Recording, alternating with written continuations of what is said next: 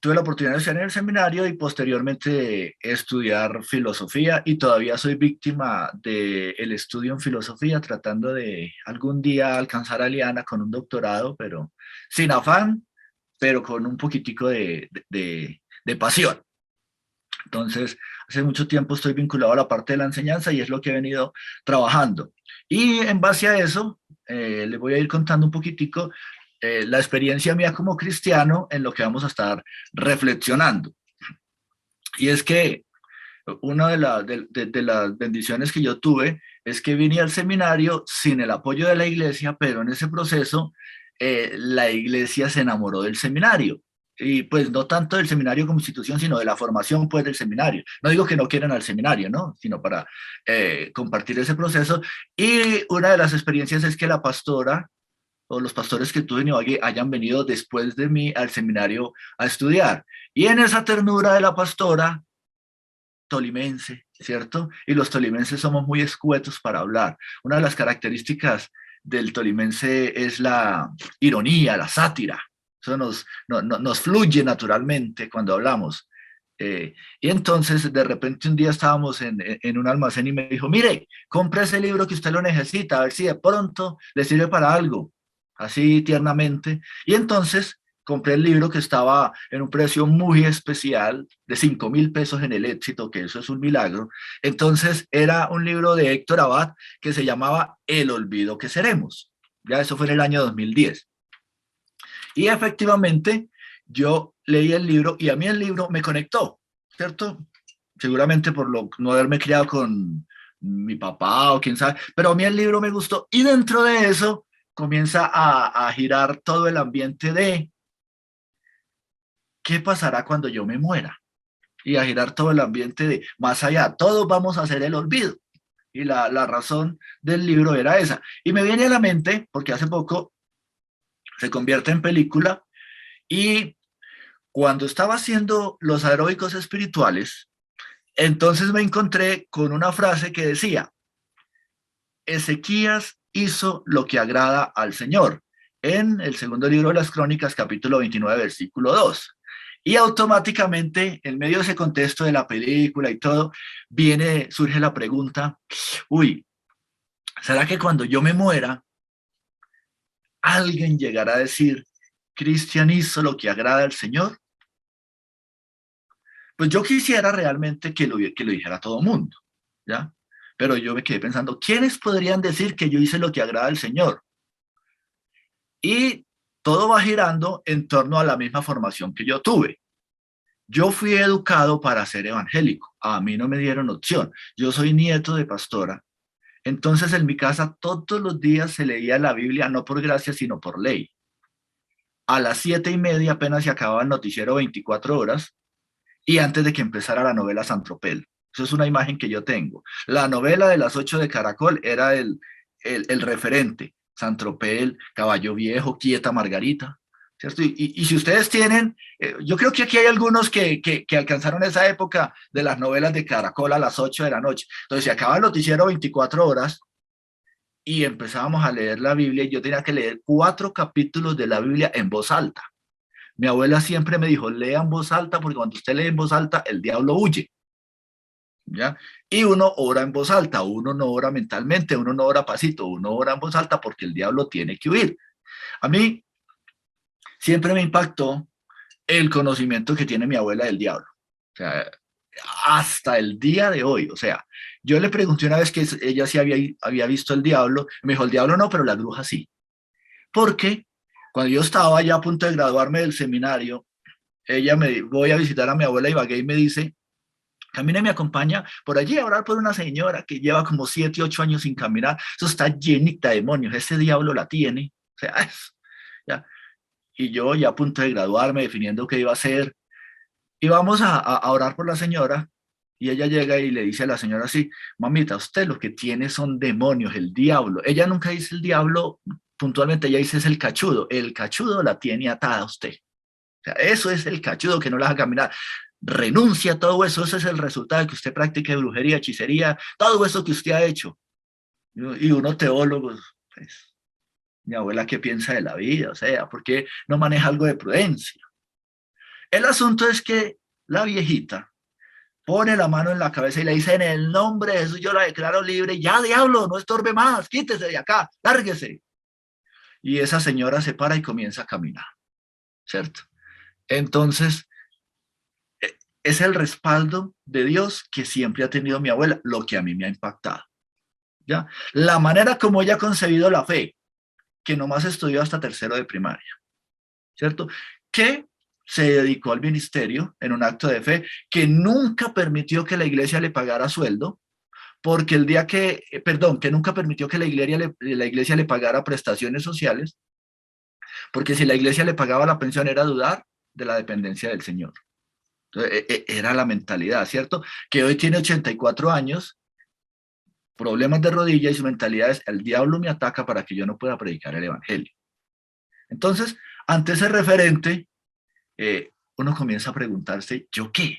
O sea, cuando yo me muera, ¿será que sí van a decir eso? A mí me educaron para ser cristiano, yo tenía que leer todos los días la Biblia, orar, a mí me levantaban a las 5 de la mañana a orar, mi abuela siempre me puso a orar en voz alta, pero viene la pregunta, ¿y qué? Porque llega un momento en el que uno se aleja. Yo tuve que venir al seminario, estudiar 5 años para que me dijeran que un pasaje bíblico tenía idea principal. Mi abuela un día me dijo, en unas vacaciones estuve orando y el Señor me mostró que todo pasaje tiene una idea principal. Entonces, comienza uno a tener esas luchas y comienzo yo a preguntarme, qué será de mí cuando yo me muera? Y yo voy a la realidad. Entonces, en ese contexto de el olvido que seremos, ¿cómo puedo yo honrar a mi abuela y cómo me honrarían a mí? Porque hasta cierto punto yo he considerado que vivo al borde de la perfección y que casi todo lo que yo hago está bien. Entonces comienzan a surgir varios elementos y cuando me encuentro con la cita de que Ezequías hizo lo que agrada al Señor, entonces me pongo a leer el relato de Segunda de Crónicas 29 al 32, ¿ya? Donde se menciona a Ezequías como el rey número 13 del reino de Judá, una historia que está por allá alrededor del siglo octavo antes de Cristo. Ahora, la historia de Ezequías también está en el segundo libro de los Reyes, capítulo 18, pero yo solamente me voy a centrar en lo que se narra en el libro de las Crónicas, ya en estos 4 capítulos, y voy a hacer un pequeño resumen que si bien es cierto, la mayoría está familiarizado, sí quiero que lo escuchemos un poquitico para pensar en quién fue esa persona de la que se dice eso, para luego pensar el por qué y en las implicaciones. Y entonces el texto yo lo voy a ir parafraseando, comienza a narrarnos en primer lugar que este rey hizo lo que agrada al Señor, en un ambiente de que cada cual hacía lo que quería, hablando en términos de los reyes y los gobernantes, ¿cierto? Se iba dando una situación y comienza a narrarnos cosas puntuales que de pronto para nosotros no digan mucho, ¿cierto? Pues que reparó las puertas del templo. Uno va a la iglesia y hace cositas sencillas, ¿cierto? Si uno ha sido un cristiano medianamente promedio, bueno, ha hecho cualquier obra social en la iglesia, o ha regalado una silla, o ha ayudado a pintar, o ha ayudado a amontonar, aunque sea la silla después del culto, ¿verdad? Entonces, uno va mirando, pero comienza uno a leer y dice que invitó a los sacerdotes y a los levitas a purificarse, reconoció el error de sus antepasados con Dios y propuso que hicieran un pacto con Dios. Luego dice que los levitas y los sacerdotes duraron 16 días santificando el templo, sacando todo lo que había en el templo que no correspondía al templo del Señor y reparando los utensilios dañados. Entonces uno ya se va imaginando en el gremio cristiano que eso fue un día festivo donde se invita a toda la gente a la sancochada para limpiar la iglesia, ¿verdad? O recuperar el techo y todo lo que vamos pasando. Entonces uno va diciendo, bueno, no estamos tan mal. Ofreció sacrificios por el pecado del pueblo de Israel, instaló a los levitas para que estuvieran cantando en el templo, tal como David lo había dispuesto, ordenó a la asamblea que llevara sacrificios y ofrendas de acción de gracias.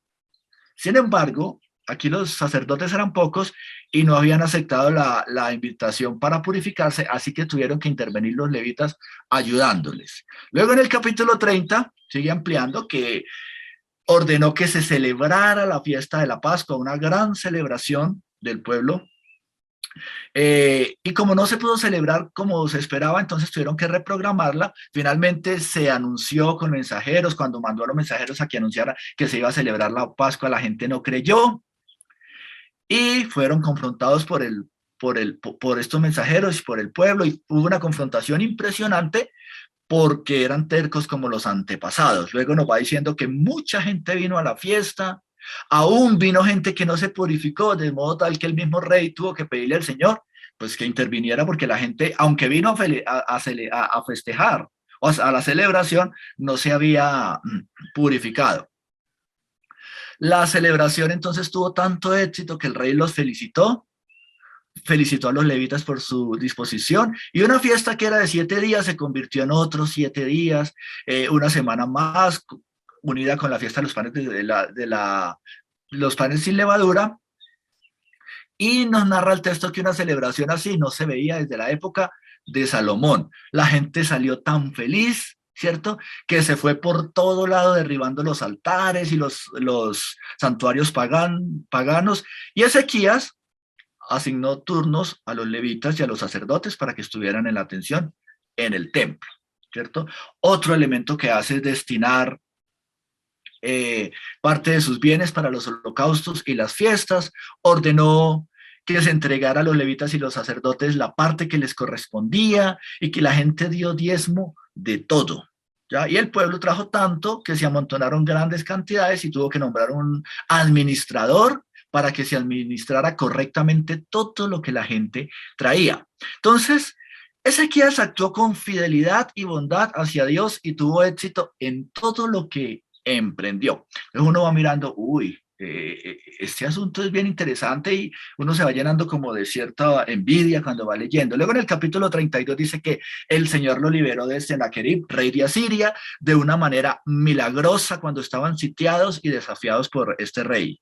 ¿Ya? Y vino un ángel y exterminó a los soldados, los jefes y capitanes, haciendo que el rey se devolviera o volviera todo avergonzado. Como resultado, la gente traía más regalos y aumentaba su prestigio. Entonces se va poniendo más interesante. Luego nos narra el mismo capítulo 32 que seguía se llenó de orgullo porque el Señor lo había sanado, y sin embargo se arrepintió. Por lo tanto, mientras él vivió, el Señor no volvió a derramar la ira contra ellas. Ezequías tuvo muchas riquezas, muchos bienes, y también Dios lo probó. Sin embargo, dice el texto, finaliza diciendo que murió y fue sepultado como un héroe de Judá. Entonces, ese grosso modo es un resumen de la vida de una persona que se dice que agradó al Señor. Entonces, aquí es donde surge cierta envidia santa que uno puede mirar y decir, yo quiero morir así como Ezequías, como un héroe. ¿Yo qué hago? Y a mí lo que me cautiva es la frase, Ezequías hizo lo que agrada al Señor, en el versículo 2 del capítulo 29. De Ezequías se ha dicho muchas cosas, ¿cierto? Que fue un predecesor de un avivamiento, que fue un reformador, que fue un rey con llamado sacerdotal, un restaurador y un sinnúmero de títulos más. Ahora, como yo les decía un rato, a mí me ponían a leer la Biblia todos los días, ¿ya? Y entonces, lea la Biblia. ¿Qué entendió? Yo, imagínense, 8, 9, 10, 11 años, a la pregunta que entendió, a 4 capítulos, que duraba media hora leyéndolos. Me preguntaban qué entendió, mi respuesta era muy amable, nada. Así le respondía yo a mi abuela, pues nada, listo, no hay problema, oremos, ore. Y mi oración era muy avivosa. Señor, bendícenos mañana, amén. Ya, esa era así, con una disposición para tener ese tiempo devocional. Y la oración de mi abuela era normalmente, Señor, gracias por tu palabra, te pido que si hoy no le hablaste a Cristian, mañana sí le hables. Amén, ya. Esa era toda, no más. Y siempre su dirección fue, quien transforma a la persona en la palabra, no yo. Si usted no encuentra con la palabra del Señor, nunca va a ser cristiano. Entonces yo lo que le voy a poner es siempre que usted se encuentre con la palabra. El mejor discipulado es que usted lea la Biblia. Y palabras como esas. Entonces esto hizo que yo me volviera un mal intérprete de la Biblia, porque siempre leí la Biblia buscándole el lado contrario, buscándole el llevar la contraria, buscándole el sinsabor, y siempre leí la Biblia buscándole el lado negativo. Entonces, seguramente por eso me mandaron al seminario a ver si de pronto voy a mejorar mi interpretación bíblica. Y surge aquí, cuando estaba leyendo esto, la idea es, bueno, el rey fue bueno, el rey hizo cosas hiper espectaculares, hiper magníficas, pero surgió entonces la pregunta de esa naturaleza de interpretar mal la Biblia. ¿Al rey sí le tocaba hacer eso? O sea, ese era el trabajo del rey. Esa fue mi pregunta después cuando me sentía a pensar, listo, espectacular, fue muy bueno, fue espectacular, pero eso sí era trabajo de él. Y entonces me ponía a pensar, ¿a quién le correspondía hacer este trabajo? ¿Ya? Yo estoy inmerso en una cultura donde el gobernante, desde lo que me han enseñado a mí y desde lo que yo escucho, el gobernante siempre hace lo malo y el religioso hace lo bueno. O sea, así es que yo he sido formado, ¿ya? Los gobernantes son malos. Y me encuentro en un pasaje donde hay un gobernante que era bueno. Al jueguito de que si yo fuera presidente, lo hice hace como 3 semanas con los internos en la cárcel de Bellavista, que no son cristianos, hice una actividad y les hice la pregunta, si usted fuera presidente de Colombia y tuviera autonomía total, ¿qué cambios haría? Y la sorpresa de la mayoría es, acabaría con los políticos, quitaría a los políticos, ¿cierto? Y se presentaron todo lo que ustedes se pueden imaginar, se legalizaría. O sea, hay unos presidentes ahí que no nos convienen, ¿cierto? Se legalizaría la droga, se legalizaría el aborto, se legalizarían una situación. Estoy hablando del pensamiento de gente que está pagando condena, ¿cierto? Bajarían las penas. Uno dice, gracias a Dios están acá encerrados, ¿verdad? Ese es el asunto. Pero me quedé con la idea de que efectivamente nosotros estamos en una cultura donde el político es malo, ¿ya? Donde el gobernante no es tan bueno, pero donde el líder religioso sí es bueno y hace lo bueno, ¿ya? Entonces, el día martes, estábamos en una reunión de una red de apoyo con algunos sacerdotes y se parte del prejuicio de que el sacerdote hace todo lo bueno, de que el sacerdote no se equivoca, ¿ya? Porque esa es la mentalidad que tenemos todos. Entonces comienza a surgir ahí la idea, bueno, aquí tenemos un rey que está haciendo algo bueno. La gran pregunta es, ¿al rey sí le correspondía hacer esto? ¿Al rey esta sí era la función? Y eso fue lo que me confrontó a mí. ¿Dónde estaban los sacerdotes? ¿Dónde estaban los profetas? ¿Ya? Entonces, ahí comienza a ser mi lucha. ¿A quién le correspondía hacer esto? ¿Sería que el rey resultó haciendo todos estos ajustes porque los sacerdotes no estaban haciendo lo que les correspondía? ¿Ya?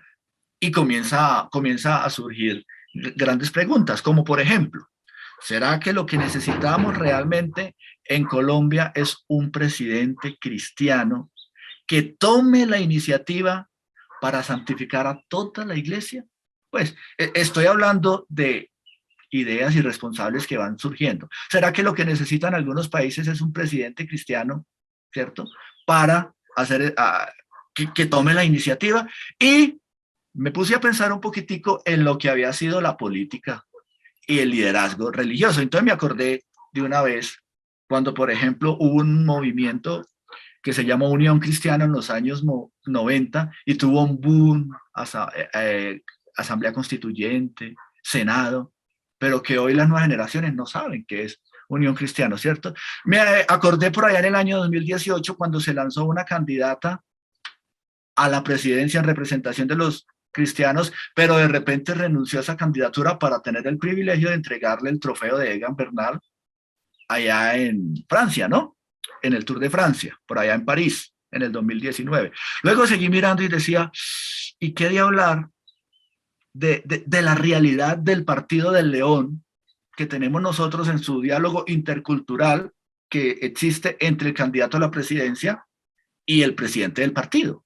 ¿ya? Y ustedes saben a qué me estoy refiriendo. Entonces uno comienza a pensar, aquí, ¿qué será? ¿Ya? ¿Qué estará pasando? Uno piensa, por ejemplo, afortunadamente en el presidente de Venezuela, Nicolás Maduro, que estableció oficialmente el Día del Pastor Evangélico. Entonces uno dice, sí, sí, sí es posible. En el año 2018, en marzo del 2018, la revista Semana publica, los movimientos protestantes ya tienen presidentes como Jimmy Morales en Guatemala, Fabricio Alvarado en Costa Rica, Jair Bolsonaro en Brasil, y comienza a hacer una lista de los que son presidentes o líderes religiosos que asumen el poder. Entonces, viene la reflexión. Afortunadamente, ya hemos tenido líderes cristianos que han tenido la oportunidad de hacer lo que agrada al Señor en esferas políticas. Por lo menos la oportunidad ya se dio. La oportunidad ya está dada, ¿ya? Entonces, comenzamos nosotros aquí a pensar en lo siguiente. ¿Será que lo que a nosotros nos ha faltado es que un gobernante tome la iniciativa para gobernar a la iglesia? Pero el asunto va más allá. ¿Será que realmente la iglesia necesita una reforma? Cuando uno comienza a pensar en todo este asunto, eh, encuentras diferentes posturas. La iglesia necesita una reforma, la iglesia está así, la iglesia no. Pero cuando uno comienza a conocer la iglesia, uno comienza a observar que es solamente la iglesia y los líderes religiosos los que llegan a donde el Estado no llega. Que es solamente los líderes religiosos los que impactan donde las entidades del gobierno no impactan. El sinnúmero de entidades cristianas que trabajan por la realidad de Colombia, por la realidad de países, de Venezuela, de un sinnúmero de instituciones que trabajan por países, existen cantidades que nadie conoce. Y son las únicas que están llegando donde nadie más va, que desafortunadamente no salen en televisión, que desafortunadamente no tienen publicidad, pero que llegan allá. Una de mis reflexiones en el tiempo de pandemia es que de alguna manera durante la pandemia Dios devolvió la dignidad a las iglesias pequeñas. Nosotros estamos en lo que los académicos han llamado, ¿cierto?, el cristianismo comercial, y está bien, otros lo llaman cristianismo de consumo, pues con el autor que usted se identifique, así mismo le va a poner, ¿cierto? Y basta comprender los medios de comunicación y está bien. Pero después de la pandemia, bueno, dentro de este cristianismo comercial o de consumo, algunos toman la sociología de Batman para hablar del cristianismo líquido, ¿no? Y entonces, lo que observamos aquí es que en ese movimiento de fe se ha generado la idea de que la iglesia que no crezca tiene tendencia a desaparecer por el concepto de las mega iglesias y todo lo demás. ¿Ya? Este es un concepto que yo lo traté de entender desde la filosofía griega con el concepto metropolitano, ¿no? Donde se está hablando de esos megacentros de congregación. El asunto es que por la pandemia, quienes primero se pudieron volver a reunir fueron las iglesias pequeñas. Quienes no tuvieron problema para volverse a reunir fueron las iglesias pequeñas, ¿verdad? Quienes recuperaron el sentido de comunidad, de unidad, de hermandad, inicialmente fueron las iglesias pequeñas. No estoy diciendo que las mega iglesias no, de hecho las mega iglesias son espectaculares, pero sí que de alguna manera Dios como que restaura un poquitico la dignidad y la esperanza de muchas iglesias, porque uno hablaba con pastores de iglesias pequeñas antes de ir, decían, no, pero es que yo a duras penas puedo reunir 30, 40, 50, ¿ya? Cuando solamente se podían reunir 50 personas, eso de alguna manera devolvió la esperanza. Entonces, con esto que estoy diciendo, quiero comenzar a enfocar la reflexión. La iglesia sí hace, ¿cierto? Y la iglesia sí trabaja. Y yo soy un fiel servidor de la iglesia, que la iglesia cristiana sí interviene en la sociedad, ¿ya? indiscutiblemente. Por lo menos he estado vinculado a dos ministerios que intervienen en la sociedad, que desafortunadamente he conocido más ministerios que no tienen la publicidad y la propaganda que debieran tener. Yo no sé si es bueno o es malo, pero es la realidad. Sin embargo,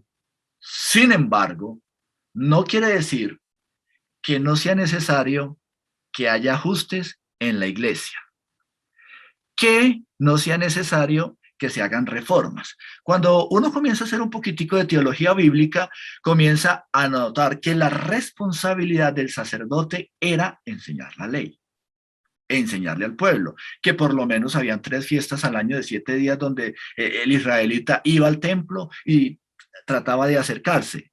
Uno comienza a mirar que el judío sacaba, o el israelita sacaba un día para que le enseñaran la ley, ¿ya? Y tenía esa referencia y era la responsabilidad del sacerdote. Y también comienza a mirar que florece la figura del profeta.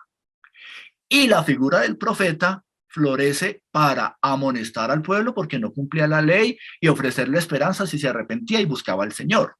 Es lo que uno normalmente encuentra en los profetas, ¿cierto? Juicio, inician con juicio y terminan con esperanza. Esa es como la estructura profética.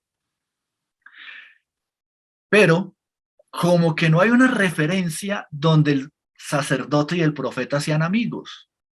Uno encuentra que el sacerdote y el gobernante, bien, buena relación. Uno encuentra que el sacerdote y el profeta, en algunos casos, buena relación, cuando le convenía, cuando no, pero ahí se manejaba. Pero uno no encuentra un trabajo en equipo entre el profeta y el sacerdote.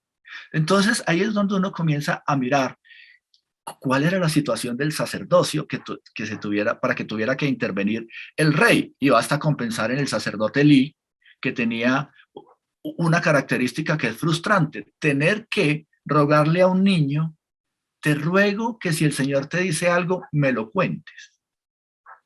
¿Ya? Entonces, uno comienza a mirar estas situaciones de dónde estaba el sacerdocio.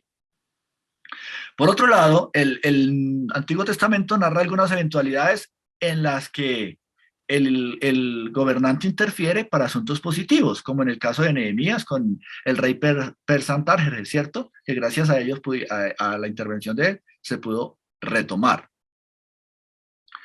Nosotros en el Nuevo Testamento encontramos un binomio entre Estado y religión muy raro, ¿verdad? Lo vemos en el caso en el juicio de Jesús, y este señor Gay Terson, que es un teólogo, escribe novelas del siglo I con las características del Imperio Romano, nos describe desde la novela cómo fue el juicio a Pablo. Por eso la novela se llama El abogado de Pablo, ¿ya? Porque había un binomio ahí, Estado, religión, que nosotros no entendemos. Algo raro en el juicio de Jesús, en el juicio de Pablo, pero miremos que sí hay una intervención del Estado en los asuntos religiosos. El ejemplo más grande que nosotros tenemos a lo largo de la historia es Constantino, cuando hace uso de la religión para tomar el poder del Imperio Romano en el siglo IV, ¿no? Y se dice que el concilio de Nicea en el 325 de alguna manera fue convocado por él y él es el quien está manejando todo. Igual podemos mirar este binomio a lo largo de la historia en las cruzadas, la reforma protestante, la colonización con Cristóbal Colón, Simón Bolívar con su relación con los masones y los protestantes. Entonces, en mi limitado conocimiento bíblico e histórico, sí llegué a la conclusión que indiscutiblemente el Estado, llámese gobierno, leyes, presidente, sí han intervenido en los quehaceres de la iglesia. Y no propiamente para acabarla, no propiamente para derrotarla, para avergonzarla. En algunos casos sí han intervenido para darle vida, ¿ya? Sí han intervenido para que tome fuerza. Entonces, unos ejemplos que yo aquí haciendo un poquitico de abuso de analogía, ¿cierto? Uno dice que el obrero es digno de su salario, pero si no hubiera sido por todo el asunto de las prestaciones y la seguridad de ley, todavía tendríamos pastores y líderes religiosos que nos estarían pensionando, ¿cierto? Que las ofrendas son para la iglesia y no para los líderes de la iglesia. Entonces, por eso intervino la DIAN, ¿ya? Y todo este asunto del lavado de dinero, ¿ya? Que la iglesia es un lugar para adoración a Dios y la enseñanza del texto bíblico. Entonces, por eso intervino con el código de policía, frente al ruido, al uso de los espacios, y que la educación tiene que ser acreditada, ¿cierto? Entonces, por eso intervino y afecta la cantidad de líderes religiosos que compran licenciaturas en 6 meses. Entonces, esto es para mostrar cómo el Estado sí interviene en los asuntos religiosos. Ahora, la pregunta entonces con todo esto es, ¿y dónde están los líderes religiosos hoy? ¿Cierto? Yo me considero un líder religioso, ¿ya? Por mi formación, por mi vocación y por mi trabajo. Y la pregunta es, ¿dónde están los líderes religiosos hoy? En las elecciones del 2018, lo que movió las redes cristianas fue la frase, ruge el león, somos la fuerza decisiva de Colombia. Y hoy, en 2022, somos la fuerza divisoria de Colombia. Esa es la realidad. ¿Ya? No estoy diciendo que está bien o está mal, estoy diciendo que eso es lo que uno ve. No estoy estableciendo un juicio moral de benevolencia o maleficencia, no me corresponde a mí, pero estoy diciendo que esa es la realidad. Y con los líderes representativos de diferentes países, ¿cierto? Se están escribiendo por parte de los partidos cristianos, representantes cristianos, candidatos a la elección popular, a los diferentes puestos y entes del Estado, ¿cierto? La mayoría de los candidatos no tienen formación teológica y por lo que uno va observando tampoco tienen formación ministerial.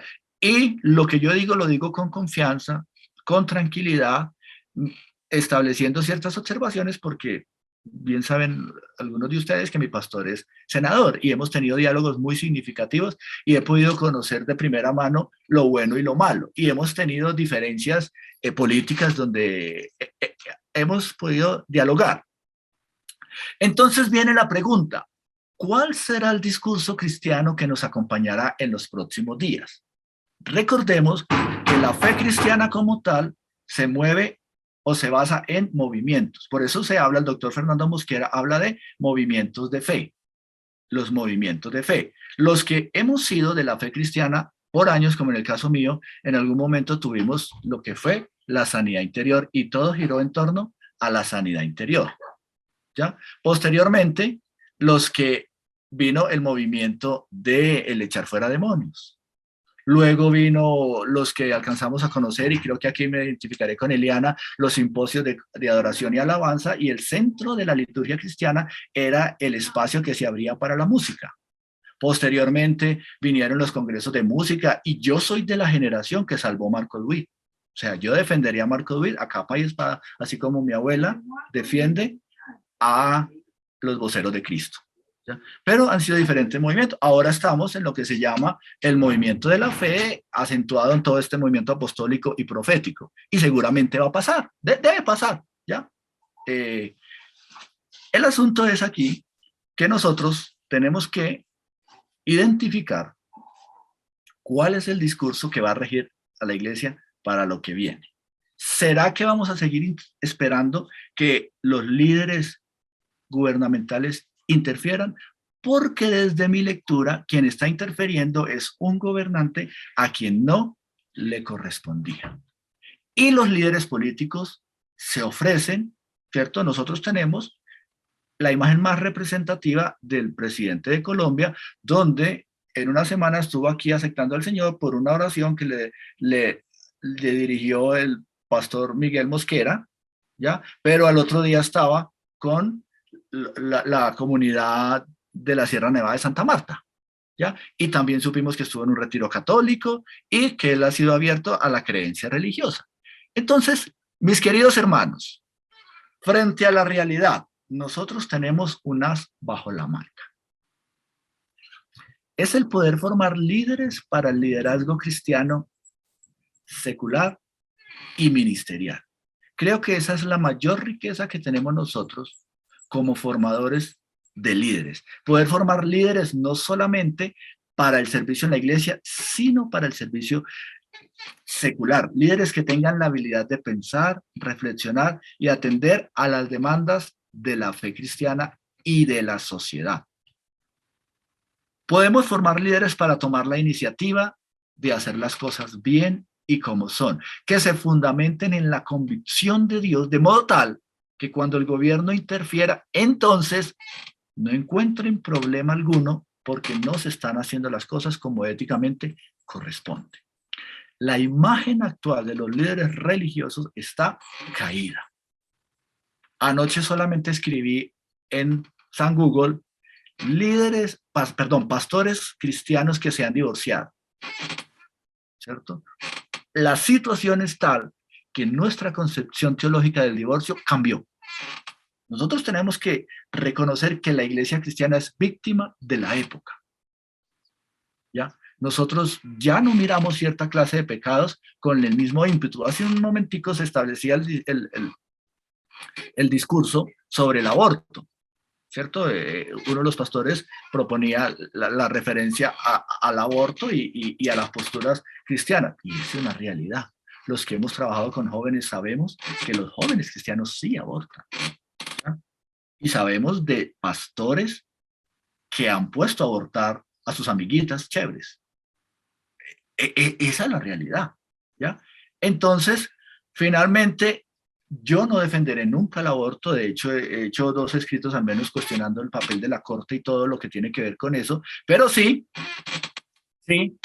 tendré como referente que al menos, por lo menos se va a proteger la vida de las abortantes, ¿ya?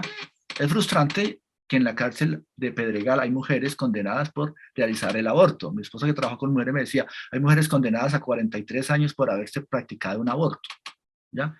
Entonces, son decisiones, ¿cierto?, que uno no entiende cómo opera la justicia, ¿ya? Esa es la realidad. Por otro lado, la clandestinidad es lo que más daño le está haciendo a los adolescentes, ¿ya? La clandestinidad en todo este operar. Los que de pronto hemos tenido la oportunidad de dialogar con las personas que practican esto, es así. De repente, el hijo de un pastor muy amigo embaraza a su novia, ¿cierto? La llevan allá a que le practiquen el aborto. La niña queda mal, la llevan a la EPS y la EPS le dice, mire, llévela a tal lugar porque esto es un aborto. Esto es un problema, llévela allá porque si no aquí va a llegar la policía. Y es la misma EPS que le dice dónde la lleve, ¿cierto? Y que diga esto, y esa es la atención que le da. Entonces, la clandestinidad nos está haciendo daño. Ahora, mis queridos hermanos, sin olvidar de quién fue Ezequiel, ¿cierto? La pregunta aquí es, decir murió e hizo lo que agrada al Señor es un desafío que nosotros tenemos. Aquí tenemos esta frase que se aplica a un rey, que hizo lo que no le correspondía, pero conoció al Señor, ¿cierto? ¿Qué fue el instrumento que el Señor? Yo no desconozco la idea exegética del texto, que está centrada en la labor de Ezequiel y en mostrar la diferencia de Ezequías a pesar de, el medio de, en el contexto de. Esa es la pizca exegética y yo la respeto, ¿ya? Sin embargo, reconozco que fue el instrumento que el Señor utilizó. No obstante, mi asunto gira en torno a ¿y los sacerdotes qué? ¿Y los reyes qué? ¿Ya? No podemos caer en una falacia de generalización diciendo que todos estaban mal, pero que sí había una decadencia. La idea de la decadencia es que cuando él invita a la santificación, solamente asisten algunos, otros no. La idea del texto es que la multitud llega de tal modo que los que dijeron sí no alcanzaron a dar cobertura, ¿ya? Entonces, uno puede percibir el ambiente, el hambre, la necesidad, la alegría, todo lo que genera, ¿ya? Estamos en una cultura donde nadie cree en los líderes religiosos. Esa es nuestra realidad. Católicos, protestantes, musulmanes, no se cree en los líderes religiosos. Esa es la realidad. Los que participamos, ¿cierto?, de actividades seculares, recientemente, ayer me invitaron a una reunión se unieron 3 universidades para hacer una una investigación referente al cuidado de los pospenados en Antioquia, ¿ya? Y profesores de varias universidades en las que yo recibo la invitación para participar de esa invitación, a mí me invitan porque alguien considera que el componente espiritual sí aporta para la resocialización, ¿ya? Pero en el contexto, la imagen que se tiene de la espiritualidad está por el piso, ¿cierto? Estoy hablando de académicos y lo juzgan desde la moral cristiana, ni siquiera desde la construcción teológica, ¿sí? O teorética de la fe, sino desde la moral de quienes profesan el movimiento religioso de todos los ambientes. Entonces, esto para mostrar que indiscutiblemente nosotros sí tenemos unas bajo la manga. Entendimos el llamado al ministerio cristiano como la atención. ¿Qué es el llamado? Y la manera como lo hemos entendido con mi esposa. ¿Qué es el llamado? Identificar una necesidad de la comunidad y creer que Dios me capacita a mí para solucionarla, o para atenderla, o para direccionarla. Ese es el llamado. El llamado va acompañado de ese dolor y de esa necesidad de. Y es una necesidad de varios elementos, ¿cierto? Atención, servicio, búsqueda e intimidad con la divinidad y todo lo demás.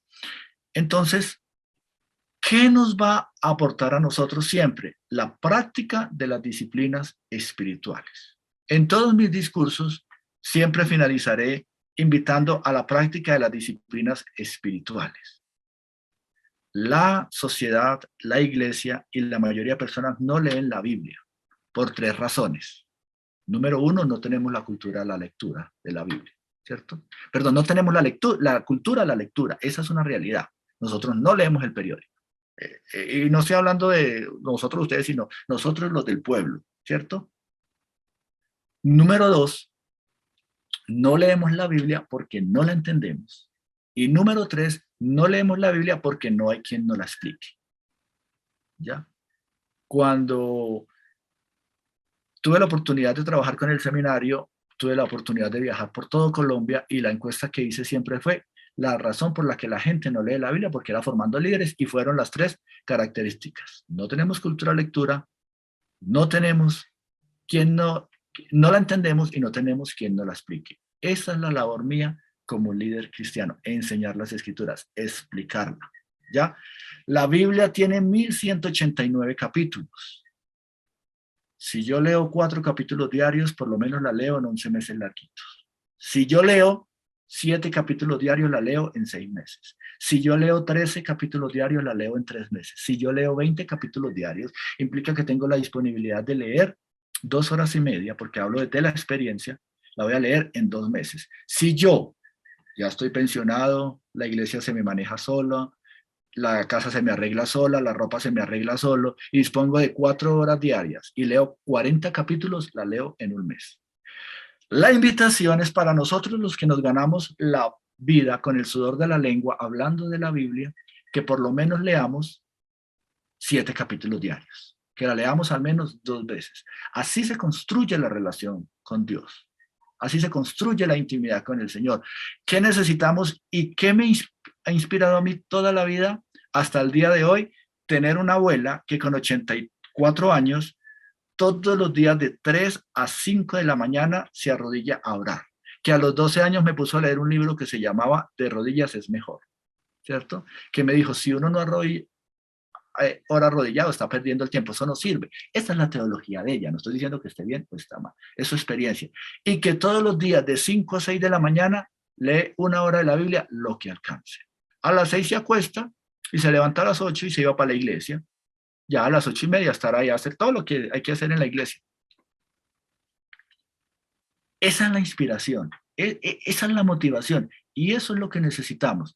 Que no venga un rey, un gobernante que puede ser instrumento de Dios, y que de hecho va a ser instrumento de Dios, porque finalmente, abusando del texto bíblico, si no habla quien corresponde, entonces las piedras hablarán. La invitación entonces es para que de nosotros se pueda decir, murió e hizo lo que agrada al Señor. De nuestros liderados, de los que lideran con nosotros, se pueda decir, murió e hizo lo que agrada al Señor. De nuestros hijos se pueda decir, murió e hizo lo que agrada al Señor. Y de las personas que hemos formado para el ministerio se pueda decir, murió e hizo lo que agrada al Señor. Esa es mi oración. Señor, yo quiero tener la tranquilidad de que estoy haciendo lo que tú me mandaste hacer. Y tener esa tranquilidad en lo personal a mí me ha implicado renunciar al dinero. ¿Por qué? Porque hay una realidad. En el ministerio no se gana plata. O yo sí puedo ganar plata abusando del texto bíblico, ¿ya? Pero por otro lado, he visto las bendiciones del Señor, ¿cierto? El Señor me ha regalado la oportunidad de pasear y de disfrutar. Y aunque me ha tocado pagar los viajes como en Chile, que me toca pagar siempre el tiquete cuando voy, pero poder ir allá y que me atiendan y pasear y conocer, ¿cierto? Y disfrutar. Entonces, mis queridos hermanos, mi oración de gratitud siempre al Señor por ustedes que han asumido el reto de ser líderes cristianos en un ambiente donde no se creen los líderes cristianos. En un ambiente donde solamente por el hecho de que yo diga soy cristiano y soy pastor, genera vergüenza. Sí, no es fácil. Hay espacios donde no es fácil decir soy pastor evangélico, ¿cierto? Hay espacios donde a uno le da tucutucu, ¿ya?